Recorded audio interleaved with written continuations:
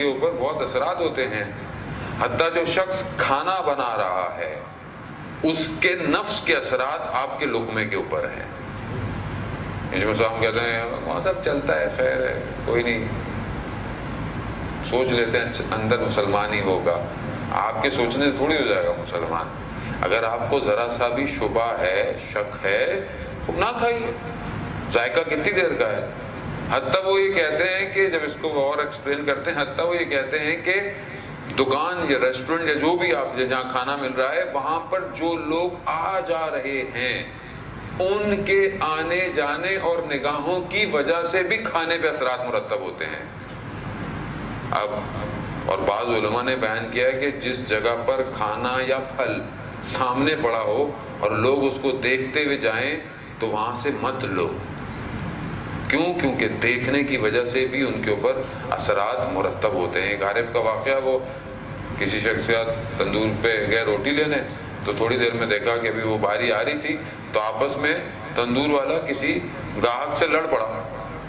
اور جب وہ روٹی انہوں نے اس کی باری آئی روٹی رکھی تو انہوں نے کہا میں نہیں لے رہا. کہا کیوں؟ کہا اس کا غصہ روٹی میں منتقل ہو چکا ہے. یعنی اتنے اثرات ہیں. آج آپ کو معاشرہ جو ہے وہ عجیب سے جو نظر آ رہا ہے، خاص طور پہ ہمارے اپنے ملک میں جب گدھے اور پتہ نہیں کیا کیا کھلائیں گے تو پھر آپ کیا توقع رکھتے ہیں لوگوں سے کہ وہ اچھی باتیں کریں گے، اچھا عمل کریں گے، یا انسانوں کو ووٹ دیں گے یا جانوروں کو ووٹ دیں گے؟ مرتب ہیں، اثرات مرتب ہیں، ظاہر ہوتا ہے. ایسے تو نہیں اسلام اتنا بڑا حصہ جو ہے وہ خوراک کے لیے اس نے تعین کیا ہے، یوں کھاؤ یہ کھاؤ. آداب آپ دیکھیں حضرت سیدہ فاطمہ زہرا سلام اللہ علیہ، اللہم صلی علی محمد 12 مراتب ذکر کر رہی ہیں کھانا کھانے کے لیے، کہ جس میں سے کچھ آداب ہیں، کچھ جو ہیں وہ مستحبات ہیں اور کچھ معرفت کے نکات ہیں. یعنی صرف ایک لقمے سے پہلے یعنی اتنا ڈیٹیل اہل بیت کہہ رہے ہیں کہ غور کرو کہ کھا کیا رہے ہو. لقمہ ایک ہوتا ہے لیکن بدن کے اوپر اثرات مرتب کر دیتا ہے، روح کے اوپر اثرات اس کے شدید مرتب ہیں. انسان چلتے پھرتے کھا لیا، کھڑے ہو کے پانی نہ پیو، بیٹھ کے رات کو پیو، یہ سب چیزوں کے ظاہراً آپ کو کوئی مسائل نہیں ہے، لیکن آپ کے بدن اور آپ کے ساتھ جو دوسرا ایک فیکٹر جڑا ہوا ہے روح، اس کے اوپر شدید اثرات ہیں. یہ جو انسان آج عبادت میں کسالت برتتا ہے، کھڑا نہیں ہو پا رہا، نماز صحیح طرح نہیں پڑھ پا رہا، حالت کیفیت نہیں ہے، یقیناً کہیں نہ کہیں لقمہ داخل ہے. اور اگر آپ کو کہیں شک ہو، شبہ ہو، حتیٰ کہ مثلا یہاں والا شخص آیا خمس دیتا ہے یا نہیں دیتا ہے، تو آپ کے اپنے لیے ہے کہ جتنا کھائیں، جتنا آپ سمجھ لیں اس کا حساب لگا کر خود خمس دے دیا کریں.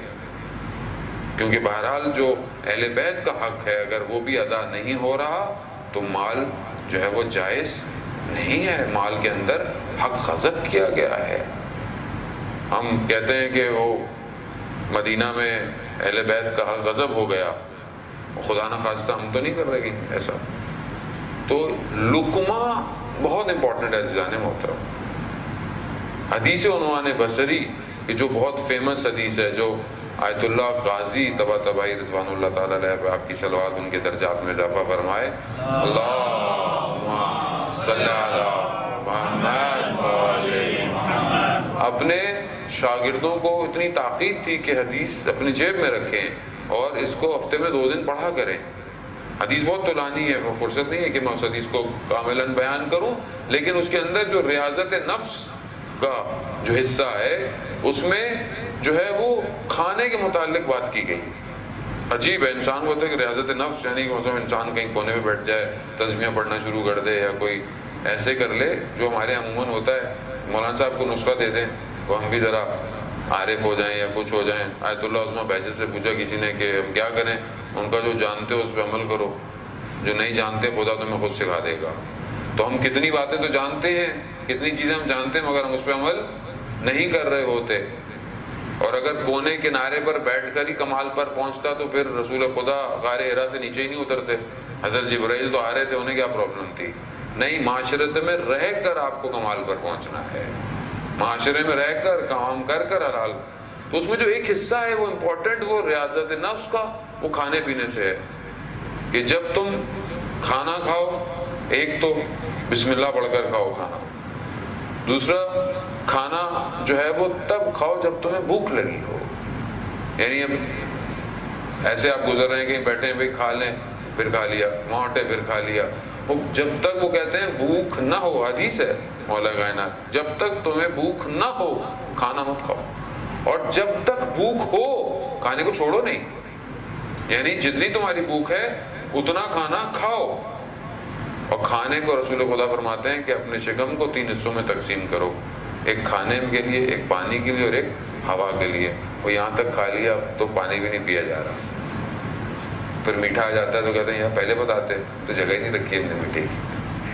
تو ہمارے یہاں تو کھانے سے دیکھیں نا، آپ اپنی شادی بیاہ کی تقریبات دیکھ لیں پاکستان کے اندر، وہاں سے شخصیت پتہ چلتی ہے جب کھانے کے ڈھکن کھلتے ہیں تو، اور پتہ چل جاتا ہے کہ اندر کون سا والا ہے. اندر میں نام نہیں لینا چاہتا، لیکن کون سا اندر چھپا ہوا ہے شخص. ختم ہو گیا تو کیا ہو جائے گا، بس اگر کچھ نہیں ملا تو کیا ہو جائے گا. انسان اپنے ٹیبل سے اس کا اندر کا ہرس اس کی پلیٹ میں نظر آ رہا ہوتا ہے. ایک ابھی ڈش کھا رہا ہوتا ہے، 4 پہ نظر ہوتی ہے کہ کہیں یہ تو کم نہ ہو جائے، کہیں اٹھا نہ لے کوئی. عزیزانو ویسے معاشرے کی باتیں ہیں، حقیقت ہے، اس سے ہم آنکھیں چھپا نہیں سکتے.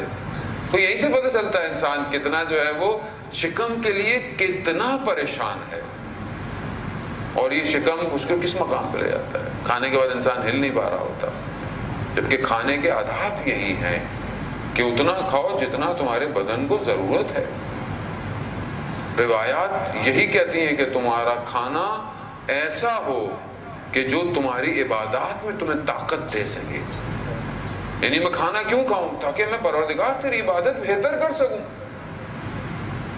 علامہ طباطبائی کہ رات کو جو تفسیر المیزان لکھی انہوں نے، اتنی بڑی کہ آج تک جو ہے وہ ہم اس کو صحیح طرح درک نہیں کر پا رہے.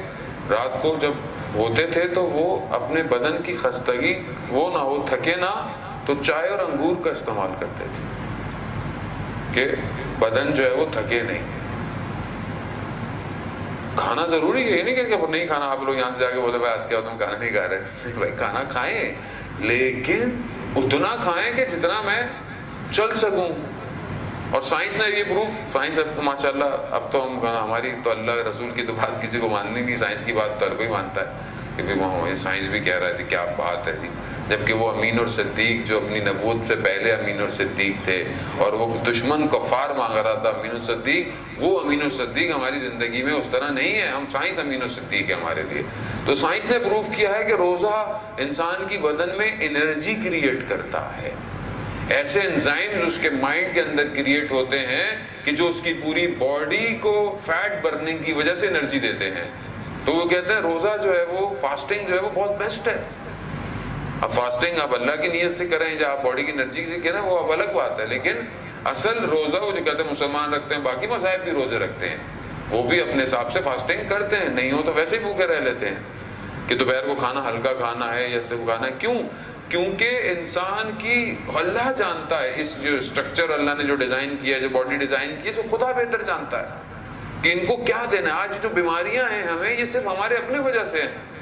آج جو ہماری اپنی خوراکیں ہیں، خاص طور پہ فاسٹ فوڈز ہیں، بہت زیادہ ڈیپ فرائی چیزیں ہیں، یہ ساری چیزیں کیا ہیں؟ اور خدا نہ خاصے جو مرغی کھاتے ہیں، وہ مرغی کو اگر آپ مین روڈ پہ بٹھا دیں نا درمیان میں، اور وہ ہلے گی نہیں. اس نے ہلنا نہیں ہے کیونکہ اس کو سکھایا ہی نہیں کیا ہلنا. وہ اس کی وجہ سے ہمارا معاشرہ بھی وہیں بیٹھا ہوا ہے، وہ بھی نہیں ہل رہا. آپ اس کبھی مرغی کو غور کریں نا. جب یہاں پہ تو مجھے نہیں پتا، یہاں پاکستان میں تو نکالتے ہیں، وہ یوں بیٹھی ہوتی ہے، اس کو پیچھے سے نکالتا ہے، پھر وہ وہیں بیٹھی ہوتی ہے. اصل وہ جو کھلا رہے ہیں ہمیں، وہاں معاشرے میں آپ دیکھیں روڈ پہ آدمی ادھر آسمان میں دیکھ رہا ہوگا، وہیں دیکھتا رہتا ہے، وہ چل رہا ہے. کیوں ہے؟ کیونکہ خوراک ایسی ہے.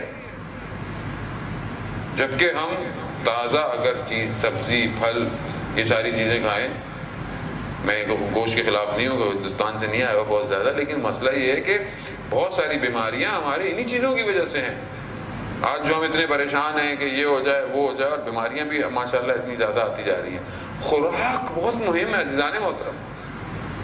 ایک بزرگ عالم کے بیٹھے ہوئے تو کہنے لگے کہ یہ جو دسترخوان پہ 4-5 چیزیں ہوتی ہیں جب انسان کے، اور انسان ایک چیز کھاتے ہوئے دوسری کی خواہش رکھے خالی.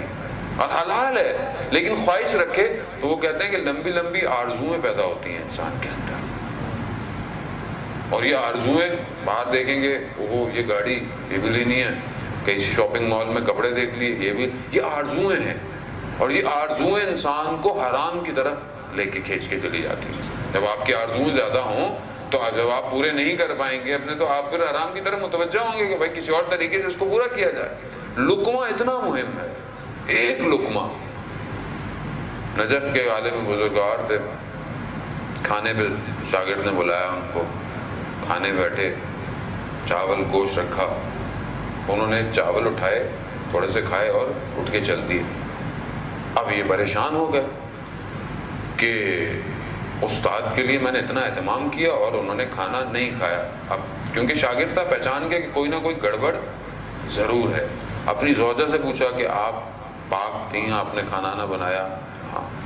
کیا نجس تو نہیں ہو گیا تھا؟ کہا نہیں۔ کہا مطلب کسی جانور کے منہ سے تو نہیں کھینچا تھا مثلاً کہ کچھ ایسی چیز ہو یا کیا ہو؟ تو یہ گھر میں تو انہیں نہیں ملا، تو وہ قصاب کے پاس پہنچ گیا کہ بھائی تم نے صحیح کہا، ہاں ذبح صحیح تھا۔ بولے کیا تھا؟ تو کہا مجھے بتا دو، میں پیسے ایسے واپس نہیں لوں گا، لیکن مجھے کوئی ایسی چیز۔ تو اس نے بولا ہاں گوشت کا حصہ بلی کے منہ میں تھا، میں نے اس سے کھینچ لیا تھا۔ تو اپنے استاد کی خدمت پہنچے کہ آپ کو کیسے پتا چلا کہ مطلب اس میں کوئی مشکل ہے، کھانے کے اندر کوئی ایسی چیز ہے؟ کہا کہ جب تم نے دسترخوان پہ رکھا تو وہ کھانا نہیں تھا، وہ فضلہ تھا، وہ نجاست تھی جو ہمیں نظر آ رہی تھی۔ اب میں نجاست کو کیسے ہاتھ لگاؤں؟ کیونکہ ہمیں تو ظاہر ہے اب ہم اس مقام پہ نہیں ہیں۔ اب آپ بولیں گے اتنے دن مولانا رہ رہے ہیں، ہمیں اس مقام پہ تو لے جائیں گے ہم اس کو، لیکن بہرحال دیکھیں مقام پر جانے کے لیے بھی بہت سارے پیکج چاہیے۔ فی الحال میرے پاس نہیں ہے ابھی والا پیکج، لیکن انسان کم از کم تدبر فکر تو کر سکتا ہے کہ جس چیز میں شک ہے نہیں کھائے۔ عزیزان محترم، یہ اندر جو صفائی ہے یہ صرف ظاہری نہا دھو کے کپڑے پہننے سے صاف نہیں ہوگی۔ اندر اور تو کوئی چیز جا نہیں رہی ہے، کپڑے تو پھر باہر ہیں، اندر یہ لقمہ جا رہا ہے، یہ پانی کا قطرہ جا رہا ہے۔ یہ بالکل ایسے ہی ہے جیسے ایک صاف گلاس کا پانی، صاف واٹر، بالکل شفاف ہو، کسی چشمے کا پانی آپ لے آئیں، ڈسٹل واٹر، ایک ڈراپ اس میں آپ سیاہی ڈال دیں،